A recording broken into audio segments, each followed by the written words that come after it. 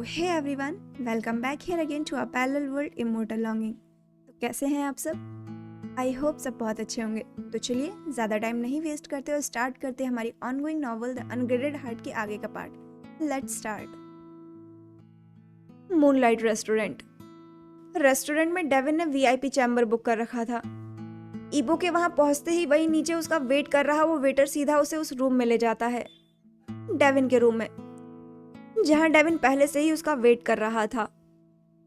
वही masculine personality जिसे देखकर एक टाइम पे वो कुछ फील करता था और अब उसी को देखकर उसको नफरत सी होती है, उससे भी और खुद से भी। अगर आज बात जान की नहीं होती तो वो यहाँ इसके पास कभी नहीं आता। बात करना तो दूर की बात है, वो इस शख्स को देखना तक पसंद नहीं करता। वो जैसे ही इस शख्स को सामने देखता है एक बार फिर उसकी हथेलियों में पसीना आने लगता है, पर वो उसके सामने खुद को ऐसा बिल्कुल भी नहीं दिखाना चाहता, तो वो बस अपनी दोनों मुट्ठियों को बांध लेता है, एक हैवी ब्रीथ लेता है और बस अपना वही सेम कोल्ड कंपोजर मेंटेन किए हुए उसके सामने आके खड़ा हो जाता है। वहीं उसके बिल्कुल उलट डेविन, वो तो उसको देखकर ऐसे खुश हो जाता है जैसे कि पता नहीं कौन सा कोहिनूर हीरा जीत लिया हो। वो सुपर एक्साइटेड हो जाता है और बस उसको बैठने के लिए इनवाइट करता है, पर ईबो उस पर उसको साफ मना कर देता है, ये बोलकर कि वो यहाँ बैठने के लिए नहीं आया है। जो बात करनी है वो बोलो, मुझे यहाँ से जल्दी जाना है। एक्चुअली उसे अंदर जाते के साथ ही एंजाइटी वापस से फील होने लगी थी। उसे सफोकेशन सा महसूस हो रहा था, वो बिल्कुल सांस नहीं ले पा रहा था। वो बस यहाँ से जल्द किसी तरह बाहर निकलना चाहता था, लेकिन बस किसी तरह से हिम्मत बांधकर वो कुछ देर के लिए बैठ जाता है, इस चीज के लिए पूरी तरह से रेडी होकर कि अगर डेविन ने बात करने के अलावा एक बार भी कुछ ऊट-पटांग हरकत करने की कोशिश की तो वो सीधा इस बार उसके मुंह पर पंच मारेगा। पर अच्छी बात ये थी कि डेविन बात करने के अलावा इस बार कुछ नहीं करता। वहीं डेविन थोड़ा दुखी होते हुए उससे वापस से बोलता है, अपनी वही उदासी भरी मुस्कान के साथ, क्या तुम मुझसे इतनी नफरत करते हो बाव बाव कि अब तुम मेरी बात को भी इग्नोर कर रहे हो? देखो, मुझे और भी काम है, फालतू बकवास करने के लिए मेरे पास टाइम नहीं है। जिस काम के लिए बुलाया है वो बात बोलो। ईबो थोड़ा रूडली बोलता है, जिस पे इस बार डेविन गहरी सांस छोड़ते हुए बोलता है, ठीक है बाबा, अगर तुम सीधा बात करना चाहते हो तो हम लोग वही करते हैं। लव, मुझे पता है कि तुम मुझसे नफरत करते हो, तुम मुझे देखना भी पसंद नहीं करते, पर क्या तुम मुझे एक बार माफ नहीं कर सकते?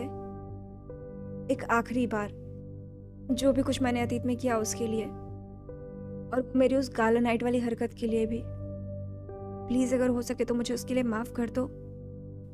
आई डोंट नो उस रात तुम्हें वापस देखने के बाद मुझे क्या हो गया था, मैं खुद पे कंट्रोल ही नहीं कर पाया। उसकी वजह से मैं बहुत शर्मिंदा हूँ बाबा। शायद मैंने उस रात कुछ ज्यादा ही ड्रिंक कर लिया था। क्या मुझे एक मौका नहीं मिल सकता बाबा कि मैं अपने आप को प्रूव कर सकूं? प्लीज मुझे एक मौका दे दो बाबा। मैं सच में तुमसे प्यार करता हूँ। मौका? किस बात का मौका? और क्या साबित करना चाहते हो? किस चीज का मौका दे दूं डेविन? इस चीज का कि तुम मुझे दोबारा धोखा दे सको, या इस चीज का कि तुम मुझे दोबारा हर्ट कर सको, दोबारा मेरा यूज कर सको? हाँ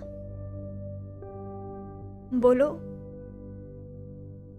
डेविन, मौका वो देते हैं जो अपनी गलतियों से सीखते नहीं हैं, पर मैं सीख चुका हूं। मुझे बहुत अच्छे से सिखा दिया है तुम लोगों ने। माफ कर दो डेविन, पर मैं अब वो नहीं कर सकता। मैं अपनी जिंदगी में बहुत आगे बढ़ चुका हूं, अब मैं दोबारा पीछे मुड़ के नहीं देखना चाहता। इसीलिए प्लीज दोबारा मुझसे बात करने की या मुझे फोन करने की कोशिश मत करना। ईबो भले ही बाहर कोल्ड और इमोशनलेस फेस के साथ बोल रहा था, पर अंदर ही अंदर वो अपनी एंजाइटी से लड़ रहा था। वो भले ही हिम्मत दिखा रहा था, पर अंदर ही अंदर उसकी हिम्मत जवाब दे रही थी। इसीलिए वो जितनी जल्दी हो सकता था उतनी जल्दी उठकर वहां से बाहर जाना चाहता था, और वो उसके लिए उठकर जाने भी लगा था। पर डेविन जो गिव अप नहीं करता है, वो उसके पास जाता है और उसके सामने घुटनों के बल बैठते हुए बोलता है, बाबा, मैं मानता हूँ कि मैंने गलत किया है, पर एक चांस तो सबको मिलता है ना खुद को सुधारने के लिए। मैं तुम्हारा पहला प्यार हूँ बाबा, मैं तुमसे अभी भी प्यार करता हूँ। तुम मुझसे प्यार करते थे। अच्छा सुनो, अगर मुझे प्यार करने का मौका नहीं दे सकते तो एटलीस्ट मुझे अपना दोस्त ही बना लो। मुझे अपना दोस्त बनने का ही मौका दे दो प्लीज। मुझे फिर से अपना दोस्त बना लो बाओ बाओ, फिर से मेरे दोस्त बन जाओ प्लीज, फिर से मेरे दोस्त बन जाओ बाओ बाओ, प्लीज फिर से मेरे दोस्त बन जाओ। नहीं डेविन, अब मैं वो गलती दोबारा नहीं करूंगा। ईबो के वहां से जाते ही सामने से वेटर भी पेइंग बिल लेके आ गया था और बस वो वहीं आके साइड में खड़ा हो गया था। वहीं डेविन जो अभी तक मायूस और गिल्टी बना हुआ था ईबो के सामने, वो अब जमीन से उठता है और जाके वहीं काउच पे बैठ जाता है जहां पर ट्रे में ब्लैक कॉफी और कुछ बिस्किट्स रखे हुए थे। वो अपनी वही कनिंग सी स्माइल देते हुए ट्रे से एक बिस्किट उठाता है और वो उसी ब्लैक कॉफी में डुबाते हुए बोलता है, माय शुगर बेबी, तुम्हें अप्रोच करना हर बार ही इतना डिफिकल्ट क्यों होता है? खैर, तुम अभी नाराज हो, पर कोई नहीं। तुम्हें पता है माय सिंड्रेला प्रिंस, हम नाराज भी उसी से होते हैं जिससे हम प्यार करते हैं। तो मैं तो तुम्हारा प्यार, एट लास्ट तुम्हें तो मेरे पास ही आना है। माय शुगर कैंडी, तुम मुझे कैसे भूल सकते हो माय लव? तुम मुझसे कितना दूर भाग सकते हो माय लव? मैं तुम्हें अपने पास लेके ही आऊं। मिशन इम्पॉसिबल है, इस मिशन इम्पॉसिबल को तो मैं पॉसिबल बना के ही रहूँगा। तुम्हें मैं खुद को भूलने नहीं दूंगा my love, no chance, my bitter sweet honey pie. इतना बोलने के साथ वो वही ब्लैक कॉफ़ी में डिप किया हुआ बिस्किट खाने लगता है, जिसे देखकर वहीं साइड में खड़ा हुआ वेटर जो कि भी पेइंग बिल लेके आया हुआ था, वो बस ईयू वाला फेस बनाता है और खुद में ही सोचता है, ये कितना पागल इंसान है, ब्लैक कॉफी में बिस्किट डिप करके खा रहा है। आह, क्या अजीब टेस्ट बड्स हैं इसके। खैर, क्या ही मतलब है, जॉब पे फोकस करो। वेटर पेइंग बिल देता है जिस पे डेविन बिल पे करता है और फिर वो भी वहां से बाहर चला जाता है। वहीं होटल से बाहर आने के बाद ही वो सीधा पार्किंग लॉट से अपनी कार पिक करता है और सीधा हाई स्पीड में वहां से बाहर निकल जाता है। अभी भी उसकी सांसें बहुत तेज चल रही थी, वो हाँफ रहा था, उसके चेहरे पे बहुत पसीना था, क्योंकि एक तो पहले ही उसकी एंजाइटी उस पे हावी हो रही थी, दूसरे वो यहाँ नीचे भाग के आया था। वो खुद को काम करने की बहुत कोशिश कर रहा था, पर वो अभी हो नहीं पा रहा था। यही वजह थी कि वो इस समय कार बहुत ही ज्यादा स्पीड में चला रहा था और बस अंदर ही अंदर खुद को कर्ज किए जा रहा था, कोसे जा रहा था कि काश मैंने तुमसे दोस्ती नहीं की होती, काश मैंने सबका कहना मान लिया होता, काश मैंने सबका कहना मान लिया होता, काश मैं तुमसे ना मिला होता, काश मैंने तुमसे दोस्ती ना की होती, काश ये सब कुछ शुरू ही ना हुआ होता, काश ये सब कुछ शुरू होने से पहले ही मैंने खत्म कर दिया होता, काश मैंने सबका कहना मान लिया होता, काश मैंने ये नहीं किया होता, काश काश काश काश काश काश मैं तुमसे मिला ही ना होता, काश मैंने तुमसे दोस्ती ही ना की होती, काश सब कुछ शुरू होने से पहले ही मैंने खत्म कर दिया होता, काश मैंने कुछ शुरू ही नहीं किया होता तो खत्म करने का सवाल ही नहीं उठता। हाँ, काश मैंने सब कुछ शुरू ही ना किया होता, काश मैंने सबका कहना मान लिया होता, काश जो चला गया वो लौटता नहीं है, जो चला गया वो लौटता नहीं है, जो टूट गया वो जुड़ता नहीं है, जो चला गया वो लौटता नहीं है, जो टूट गया वो जुड़ता नहीं है, और जो रह जाता है वो सिर्फ काश, वो सिर्फ काश होता है। एक अधूरी फरियाद, एक अनकही दास्तान होती है जो बस दिल के किसी कोने में सदा गूंजती रहती है, जो बस दिल के किसी कोने में सदा गूंजती रहती है, गूंजती रहती है और जुबान पर सिर्फ काश बनकर निकलती है। ईबो इस समय अपने कॉलेज की कैंटीन में बैठा हुआ था, अपने दोस्तों से बात कर रहा था, मस्ती कर रहा था। उसको कॉलेज ज्वाइन किए हुए लगभग 3 से 4 महीने हो गए हैं। इतने दिनों में तो उसने काफी सारे दोस्त बना लिए हैं और अब इन दिनों तो वो अपनी कॉलेज लाइफ में बहुत मजे कर रहा है। वो अपने दोस्तों के साथ कैंटीन में बैठा हुआ ही था कि तभी उसके बगल में डेविन आके बैठ जाता है और उससे फ्रेंडली टोन में बोलता है, हे माय बोबो बाओ बाओ। बाओ बाओ सुनते ही बगल में जो ईबो के दोस्त बैठे थे वो ईबो और डेविन की तरफ बारी बारी से देखने लगते हैं, जैसे कि उन्हें क्लासिफिकेशन चाहिए हो कि ये अभी क्या हुआ। डूड, क्या तुम दोनों एक दूसरे को जानते हो? तुम दोनों क्या सच में एक दूसरे को इतना जानते हो कि वो तुम्हारा नाम रख रहा है, वो भी पाव पाव? डूड, तुम दोनों एक दूसरे के दोस्त कब? जिस पे ईबो उससे इशारे में सिर्फ इतना बताता है कि बाद में बात करता हूँ। इसके बाद वो डेविन की तरफ देखते हुए उससे बोलता है, क्या हुआ डेविन? बाबा, हम लोगों ने आज रात क्लब जाने का प्लान बनाया है, क्या तुम चलना चाहोगे हमारे साथ? हाँ, मैं सोच के बताऊंगा। मैं पहले कभी वहां पर गया नहीं हूं ना आज तक। ईबो बोलता है, जिस पे डेविन एक्साइटेडली उसको मनाने की कोशिश करते हुए बोलता है, जिससे कि ईबो उसकी बात मान जाए। कोई नहीं बाबा, तुम्हारी मर्जी। वैसे ना वहां पर हमारी एज ग्रुप के बहुत लोग होंगे। बहुत मजा आता है डूड वहां पर अपनी एज ग्रुप के लोगों के साथ पार्टी कर कर। सब लोग बहुत एंजॉय करते हैं, बहुत मजा आता है। और सच बताऊं तो मेरा मानना है कि यही उम्र है एंजॉय करने की। अभी नहीं करोगे तो कभी नहीं कर पाओगे। इसीलिए मैं कहूंगा कि एक बार तुम भी चल के देखो। नहीं अच्छा लगे तो बाद में तुम्हारी मर्जी, मत जाना। कोई जबरदस्ती थोड़ी कर रहा है तुम्हारे साथ। और अगर तुम चाहो तो अपने दोस्तों को भी साथ में ले चल सकते हो, फिर तुम्हें अकेलापन भी नहीं फील होगा। कैसा आइडिया है? डेविन की ये बात सुनकर ईबो और उसके दोस्त भी सोच में पड़ जाते हैं कि क्या किया जाए, जाया जाए या फिर ना जाया जाए। एक तरफ से तो डेविन सही ही कह रहा था कि अगर अभी लाइफ एंजॉय नहीं की तो कब करेंगे।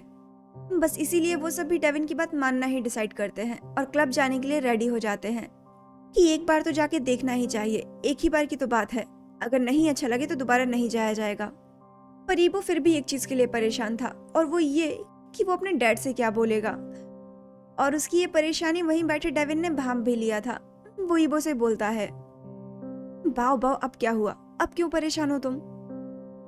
सॉरी डेविन, मुझे लगता है मैं नहीं जा पाऊंगा। मतलब मेरा मन तो है चलने का, पर मेरे मॉम डैड नहीं जाने देंगे। तो उनसे क्या बोलूंगा, वो मुझे रात में निकलने नहीं देते।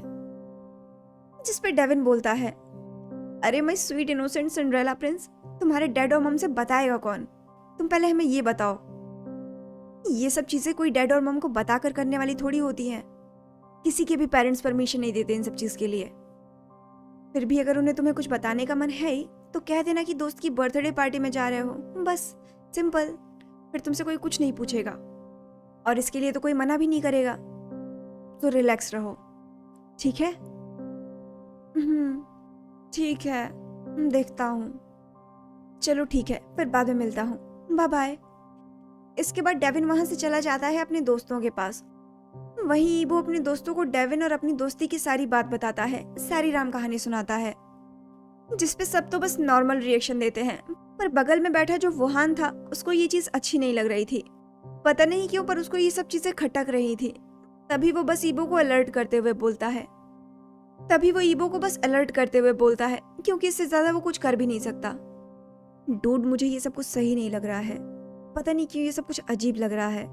तुम बेटर होगा कि इस डेविन और उसके दोस्तों से दूर रहो। ये लोग ठीक लोग नहीं हैं। पर ईबो जो उसकी बात सुनता है वो बस हंस के इग्नोर कर देता है। वो कहता है, वुहान तुम कुछ ज्यादा सोच रहे हो, ऐसी कोई बात नहीं है, ये लोग अच्छे लोग हैं। अब छोड़ो ये सब, चलो क्लासरूम में चलते हैं, टाइम हो गया। इसके बाद वो सब बस वहां से उठकर क्लास अटेंड करने जाते हैं और फिर उसके बाद सब अपने अपने घर भी चले जाते हैं, जैसे कि शाम को क्लबिंग के लिए वापस मिल सके। वहीं घर पहुंचकर ईबो भी अपनी मॉम से मिलता है, जो वहीं गार्डन में खड़ी होकर अपने फेवरेट व्हाइट लिली फ्लावर को पानी दे रही थी। ईबो अपनी मॉम के पास जाता है तो पीछे से चुपके से जाकर बस उसको बैक हग कर लेता है। मॉम, मैं आ गया। जिसको देखकर उसकी मॉम भी बस खुश हो जाती है। हाँ, मैंने देख लिया, मेरा बुबू घर आ गया। और बताओ, कैसा रहा कॉलेज का दिन? अच्छा रहा मॉम, बहुत अच्छा रहा। बहुत पढ़ाई हुई, मैं थक गया। बोबो, कुछ बात है क्या? कुछ बोलना चाहते हो? कार्मन बोलती है, क्योंकि ईबो की आवाज में संकोच था, जो ऐसा लग रहा था कि उसे कुछ बोलना चाहता है पर बोल नहीं पा रहा था। पर कैसे बोले वो सोच नहीं पा रहा था, या फिर डर लग रहा था उसको। वहीं ईबो अपनी धीमी आवाज में इनोसेंटली बोलता है, मॉम, मेरे दोस्त का बर्थडे है आज, तो वो पार्टी दे रहा है और मुझे भी बुलाया है उसने। क्या मैं जा सकता हूँ मॉम, प्लीज? ईबो बहुत ही इनोसेंटली अपनी प्लीडिंग आवाज में बोलता है, जिससे सुनकर कार्मन भी बस मुस्कुरा देती है। इसमें पूछने वाली कौन सी बात है बोबो? वो तुम्हारा दोस्त है, तुम्हें बुला रहा है, तुम्हारे लिए उसने पार्टी दी है, तो चले जाओ। मॉम, पर डैड वो डांटेंगे तो नहीं ना? ईबो थोड़ा डरते हुए बोलता है, जिसपे कार्मेन भी बस चकल कर देती है। वो उसको समझाते हुए बोलती है, बोबो ऐसे क्यों बोल रहे हो? अगर वो डांटते हैं तो वो तुम्हारे भले के लिए डांटते हैं ना। वो चाहते हैं कि तुम भी उनकी तरह से एक बड़े आदमी बन जाओ। वो तुम्हें एक अच्छा आदमी बनाना चाहते हैं, बस इसीलिए वो थोड़े से स्ट्रिक्ट हो जाते हैं, और कुछ नहीं। उनकी बात का बुरा नहीं मानते बच्चा, ठीक है? और तुम्हें जाना है तो तुम जाओ, बस जल्दी से आ जाना, ठीक है? वो नहीं डांटेंगे। ओके मॉम, थैंक यू, मैं टाइम पे आ जाऊंगा। इसके बाद ये मॉम एंड सन की जोड़ी गार्डन में बैठ के कुछ देर बातें करती है, मस्ती करती है। उसी के बीच ईबो की नजर उन व्हाइट लिली फ्लावर्स पे जाती है जो कि उसकी मॉम के फेवरेट हैं। तो वो उसी को देखते हुए अपनी मॉम से पूछता है, मॉम आपको ये व्हाइट लिली इतना पसंद क्यों है? ईबो का ये सवाल सुनती है तो कार्मेन एक बार फिर बस मुस्कुरा देती है, जैसे कि उनकी कोई पुरानी यादें ताज़ा हो गई हो। वो बोलती है, वो इसलिए बेबी कि जब मैं अपने ई बेबी से प्रेग्नेंट थी ना, तो मुझे एक बीज मिला था। मुझे नहीं पता था कि वो किसका बीज है। तुम्हारे डैड भी तब मेरे पास नहीं थे जो मैं उनसे पूछती कि ये किसका बीज है। तो मैंने तब उसको बस जमीन में लगा दिया था, बिना किसी उम्मीद के। और जब मैंने इसको लगाया था तो गार्डनर ने बोला था कि इसमें से फूल निकलेगा, बहुत ही ब्यूटीफुल फ्लावर, जिसका मैंने उसके बाद पूरे टाइम वेट किया। मैंने बहुत वेट किया, मैं वेट करती रही, पर फिर भी वो फूल नहीं आया। उसके बाद फिर मैं उदास हो गई, पर मैं फिर भी वेट करती रही, लेकिन फूल फिर भी नहीं आया। खुद ही सोचो, पौधा बड़ा हो गया था पर फूल नहीं आ रहा था, और मैं उसी फूल का वेट कर रही थी। तो फिर उसमें फ्लावर कब आया मॉम? ईबो क्यूरियसली पूछता है, जिसपे उसकी मॉम स्माइल करते हुए बोलती है, अपने बेटे के सर पे वैसे ही प्यार से हाथ फेरते हुए, जब पहली बार तुम मेरी गोद में आए थे ना बेबी, तब उस दिन जाकर इसमें भी इसका पहला फूल आया था, जो कि व्हाइट लिली था। और जब मैंने वो सफेद फूल पास जाकर देखा तो वो बिल्कुल तुम्हारी तरह था, नाजुक सा, प्यारा सा, बिल्कुल एक स्नोबॉल के जैसा, जो अगर शायद किसी गलत इंसान की नजर में आ गया होता तो वो कब का मुरझा गया होता। इसीलिए इसकी जिम्मेदारी मैंने ले ली और इसको संभाल कर रखने लग गई। और उस दिन से मैंने इसे भी बिल्कुल अपने ई बेबी की तरह प्यार करने लग गई। और अब तो ये सिर्फ मैं उसी को दूंगी जो मेरे इस फूल को मेरे से ज्यादा संभालेगा, मेरे से ज्यादा केयर करेगा इसकी। वाह मॉम, आप कितनी अच्छी हो, बिल्कुल इस फ्लावर की तरह। आप इस फूल से भी इतना प्यार करती हो। कार्मेन ईबो का ये क्यूट सा रिएक्शन देख के तो बस स्माइल कर देती है और फिर उसके बाद बोलती है, अच्छा बहुत हो गई बातें, काफी टाइम हो गया, अब चलो अंदर चलते हैं, कुछ खा पी लो, नहीं तो फिर शाम को तुम्हें जाना भी है। हाँ चलिए अंदर चलते हैं, फिर शाम को मुझे जाना भी है। जिसके बाद ये दोनों बस अंदर आ जाते हैं और इसी तरह से कुछ देर के बाद शाम हो जाती है और ईबो क्लब के लिए निकल जाता है, जहाँ पर उसके दोस्त और डेविन सब उसका वेट कर रहे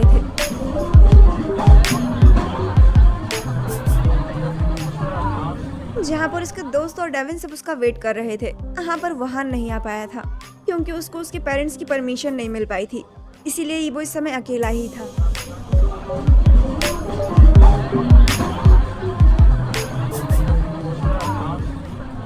नाइट क्लब हमेशा की तरह रोशनी से जगमगा रहा था, ब्लैक बैकग्राउंड, हल्की सी नीली सफेद रोशनी, वहीं लाउड म्यूजिक भी चल रहा था।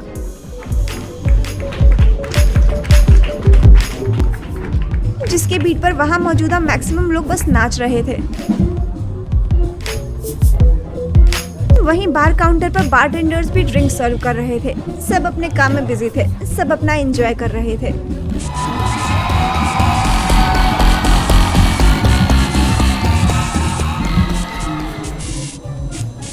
यहाँ का ये बिल्कुल नया माहौल देखकर ईबो तो पहले से भी ज्यादा एक्साइटेड हो गया था।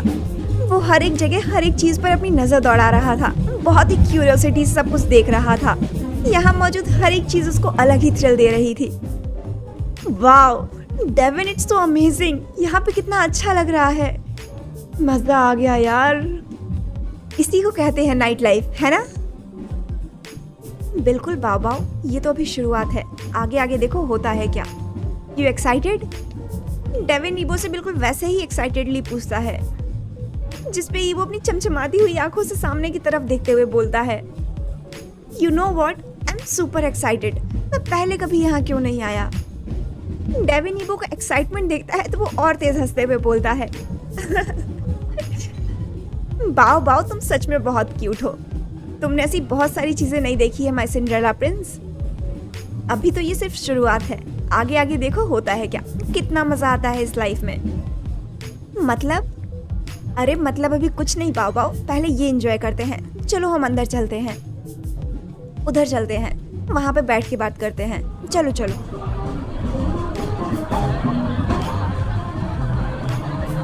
जिसके बाद डेविन ईबो को खींचकर वहीं अंदर साइड में ले जाता है, जहां पर बैठने की जगह थी, और फिर उसके साथ साथ उसके दोस्त भी आ जाते हैं। सब बस वहां बैठ जाते हैं। तो बताओ तुम सब क्या लोगे आज की ट्रीट सीनियर की तरफ से? बाओ बाओ बताओ क्या लोगे? स्कॉच, टकीला, कॉकटेल या फिर कुछ और? डेविन पूछता है, जिसपे ईबो एम्बैरेस्ड होते हुए बोलता है, आई एम सॉरी पर मैं ड्रिंक नहीं करता, मैंने कभी नहीं किया। जिस पर डेविन उसका इतना क्यूट रिएक्शन देख के बस उसके गाल खींचते हुए कहता है, अरे माय बेबी चिक भाव भाव, तुम इतने क्यूट क्यों हो? मतलब सीरियसली, आज से पहले नहीं किया तो आज कर लो। क्लब में आए और ड्रिंक नहीं किया, ऐसा कभी देखा है क्या? ऐसा कभी होता है? एटलीस्ट एक शॉट तो लो। और प्लीज मना मत करना, देखना तुम्हें सच में बहुत मजा आएगा। ज्यादा हैवी नहीं, लाइट ही पी लो, ठीक है? रुको अभी मंगवाता हूँ। जिसके बाद डेविन के ऑर्डर देने पर बारटेंडर 5 टकीला शॉट्स रेडी करता है और सब उस शॉट को बस एक झटके में पी लेते हैं। वहीं वो अभी भी बस उस शॉट को बस डर डर के देख रहा था, पर डरते हुए ही उस शॉट को उठा लेता है, क्योंकि वो पहली बार कुछ ऐसा ट्राई करने जा रहा है जो कि उसके लिए नया है, पर वो ट्राई करना चाहता है, लेकिन फिर भी उसके अंदर अर्ज है उसे ट्राई करने की। और तो और उसके अंदर ये भी डर है कि अगर डैड को पता चल गया तो वो क्या बोलेंगे, पर फिर भी उसके अंदर अर्ज है कि वो उसको एक बार ट्राई करे।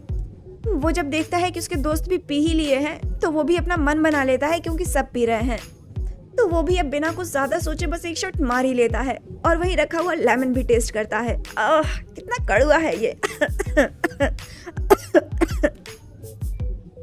हाँ कोई बात नहीं, बाद में अच्छा लगेगा। पहली बार था ना इसीलिए कड़वा लग रहा था, बाद में मजा आएगा। चलो अब डांस फ्लोर पे चलते हैं, डांस करते हैं। चलो चलो मस्ती करते हैं, मजा आएगा। क्या कहते हो सब लोग? चलो चलो। जिसके बाद सब एक दूसरे को खींचकर वहां डांस फ्लोर पे ले जाते हैं।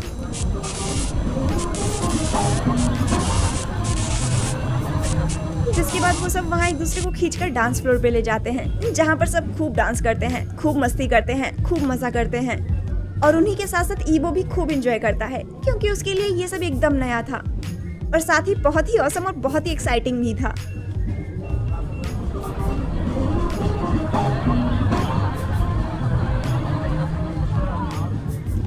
इस समय वो सब नशे में थे, डांस फ्लोर पर लाउड म्यूजिक पे थिरक रहे थे, नाइट एंजॉय कर रहे थे, और वही सब ईबो भी कर रहा था। वो इतना एंजॉय कर रहा था कि वो भूल ही गया था कि उसे घर वापस भी जाना है, कि उसकी मॉम ने कहा है कि घर जल्दी वापस आ जाना। वो बस अपनी मस्ती में ही लगा हुआ था। वहीं दूसरी तरफ मेंशन में कार्मेन परेशान हो रही थी कि उसका बेटा कहाँ रह गया, अभी तक आया क्यों नहीं। वहीं काउच पर उसके डैड भी बैठे हुए थे, पर उनके चेहरे पर परेशानी कम और गुस्सा ज्यादा दिख रहा था। वो बस गेट की तरफ ईबो की ही राह देख रहे थे कि तभी कुछ देर बाद बाहर से कार की आवाज आती है और साथ में ईबो की भी आवाज आती है, जिसको सुन के कार्मेन तो रिलीफ में हो जाती है, पर जेम्स वांग की भौहें सिकुड़ जाती हैं। वो और गुस्से में आ जाता है, जिसपे कार्मेन उसको शांत कराने की कोशिश करते हुए बोलती है, जेम्स प्लीज गुस्सा मत करना अभी उस पे। पर जेम्स उसकी बात इग्नोर कर देता है। वहीं दूसरी तरफ ईबो भी अभी घर में आ गया था, तो जेम्स वांग जो वहीं काउच पर बैठे हुए थे वो उसको वहीं गेट पर रोकते हुए स्ट्रिक्टली बोलते हैं, रुको वहीं पर, कहाँ थे इतनी देर से? ये कोई समय है तुम्हारे घर आने का? तुम्हें कॉलेज से सीधा घर आकर पढ़ना चाहिए था ना। तुम्हारी एज में हाईकॉन था तो वो दिन रात मेहनत करता था, तुम कॉलेज में क्या आ गए? तुम्हें पार्टी करनी है, और ये कौन सी पार्टी थी वैसे जो अभी तक खत्म होने का नाम नहीं ले रही थी? बोलो। हाँ डैड,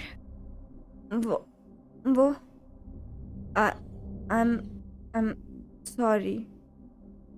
ईबो इस वक्त नशे में था, पर उसको इतना जरूर समझ आ रहा था कि सामने उसके डैड खड़े हैं जो उससे कुछ बोल रहे हैं।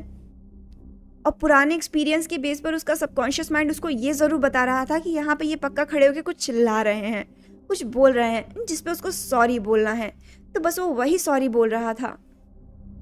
तो वो भी बिना कुछ सुने बस तोते की तरह अपनी नज़रें झुकाकर बस सॉरी बोले जा रहा था, जिसको सुनते ही जेम्स वांग और कारमन दोनों को ही समझने में ज़रा भी देर नहीं लगती कि आज ये नवाबजादे नशे में हैं, मतलब कि ये आज ड्रिंक करके आए हैं। और ये देखकर तो जेम्स वांग के गुस्से का पारा और भी ज़्यादा चढ़ जाता है। वो कुछ बोलने ही वाला होता है कि कारमन उसको पहले ही रोकते हुए बोलती है, जेम्स प्लीज़, आज नहीं, हम ईबो से कल बात करेंगे। हम कल ईबो को बैठ के समझाएंगे, पर प्लीज़ आज नहीं, प्लीज़। कारमन की इस बात पे तो जेम्स वांग को और गुस्सा आता है, पर वो क्या ही कर सकता है। वो बस अपने गुस्से का घूंट पीता है और बस वहाँ से अपना पैर पटकते हुए अपने रूम की तरफ चला जाता है। और वहीं कारमन फिर ईबो को ऊपर उसके रूम में ले जाती है, क्योंकि अभी वो नशे में है, अगर गिर गया तो चोट भी लग सकती है। वो जब कुछ देर के बाद ईबो को उसके रूम में सुलाकर वापस अपने रूम में आती हैं, तो वो देखती हैं कि जेम्स वापस वही गुस्से में अपना मुंह फुला के बैठा हुआ था। और जैसे ही जेम्स अब कारमन को अपने सामने देखते हैं तो एक सेकंड नहीं लगता उनको गुस्से में फटने में, तो वो बस उस पर गुस्से में फट जाते हैं। तुम्हारे इस लाड ने ही उसको बिगाड़ रखा है, पढ़ाई में रैंक नीचे से लाता है और आज घर ड्रिंक करके आया है, कल पता नहीं क्या करके आएगा। अगर ऐसे ही चलता रहा तो मैं लोगों को अपना चेहरा कैसे दिखाऊंगा। लोग तो यही कहेंगे ना कि वांग एम्पायर का हायर कितना केयरलेस है। क्या सोचेंगे लोग मेरे बारे में? लोगों को लगेगा कि मेरा बेटा कितना बिगड़ा हुआ है कि मैं अपने बेटे तक को नहीं संभाल सकता। अपने इन्हीं हरकतों की वजह से कंट्रोवर्सी क्रिएट करेगा ये, और नाम किसका खराब होगा? मेरा और हमारे एम्पायर का। देखो कारमन, बेहतर होगा कि उसे कल अच्छे से समझा लेना बैठा के। ये चीज दोबारा नहीं होनी चाहिए, समझी? वरना उसके लिए मुझसे बुरा कोई नहीं होगा, टांगे तोड़ दूंगा उसकी। अपना गुस्सा वहीं कारमन पे उतारने के बाद जेम्स वांग तो अपने होम ऑफिस में चले जाते हैं, और वहीं कारमन भी जाते हुए जेम्स वांग से कुछ नहीं कह पाती, बस एक गहरी सांस लेती हैं, जैसे वो थक गई हो इन बाप बेटे के बीच में आते आते। पहले हायकुन और जेम्स के बीच में आती थी, और अब जब हायकुन दूर हो गया तो अब वो ईबो के लिए लड़ रही हैं। पहले वो हायकुन और जेम्स के बीच में आती थी, और अब जब हायकुन दूर हो गया है तो वो ईबो के लिए लड़ रही हैं। ऐसा क्यों होता है कि एक औरत ही हमेशा अपने पति और बेटे के बीच में पिसती है? ऐसी रीत क्यों बना दी है दुनिया ने? पिसती भी और कुर्बान भी हो जाती है, पर उसके बावजूद भी उसकी कोई कदर नहीं होती, ना ही बेटे को और ना ही हस्बैंड को और ना ही इस दुनिया को। खैर, कारमन बस जाते हुए जेम्स को देखकर खुद में सिर्फ इतना ही बोलती है, किसी को इतना कैद नहीं करना चाहिए जेम्स कि जब उसे आज़ादी मिले तो वो घर वापस आने का रास्ता ही भूल जाए।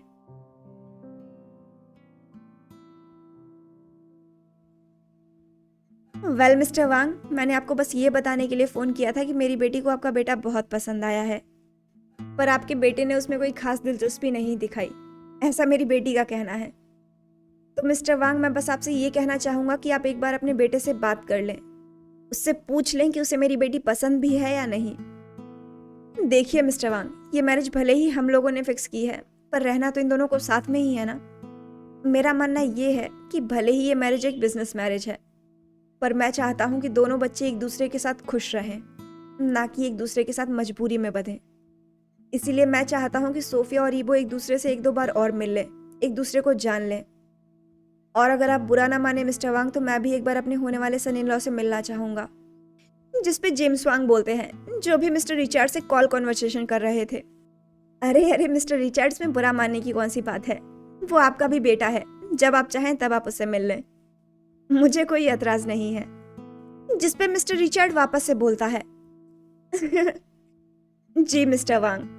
तो मिस्टर वांग, अगर आपको सही लगे तो मैं इस वीकेंड आपको और आपके बेटे को डिनर के लिए इनवाइट करना चाहूँगा। इससे दोनों परिवार एक दूसरे को अच्छे से जान भी लेंगे और साथ में ही रिंग सेरेमनी की डेट भी डिसाइड कर लेंगे। आपका क्या विचार है इसमें? मिस्टर रिचर्ड बोलते हैं, जिस पे जेम्स वांग वापस बोलता है ठीक है मिस्टर रिचर्ड, जैसा आपको ठीक लगे। अब तो ये वो आपका ही होने वाला सन इन लॉ है, मेरे साथ साथ वो आपका भी बेटा है। आपको जैसा ठीक लगे आप वैसा कीजिए। ठीक है फिर मिस्टर वांग, इस वीकेंड पर मिलते हैं। अब मैं फ़ोन रखता हूँ। जी मिस्टर रिचर्ड, फिर वीकेंड पे मिलते हैं। तो आज का पार्ट यहीं तक रखते हैं और अब बताइएगा कि आपको आज का पार्ट कैसा लगा। जैसा भी लगा हो अपने व्यूज़ कमेंट सेक्शन में ज़रूर मेंशन कीजिएगा। बाकी अगर आपके दिल में कोई सवाल हो तो उसे भी ज़रूर पूछिएगा, मैं उसका रिप्लाई देने की पूरी कोशिश करूँगी। तो फिर मिलते हैं अगले पार्ट में, तब तक के लिए बाय बाय। हाँ, अगर हो सके तो मेरा चैनल प्लीज़ लाइक करिए, शेयर करिए और सब्सक्राइब कीजिए। Please please please please please कर दीजिए, मुझे आपकी बहुत ज़रूरत है। चलिए ठीक है, मिलते हैं, बाय बाय।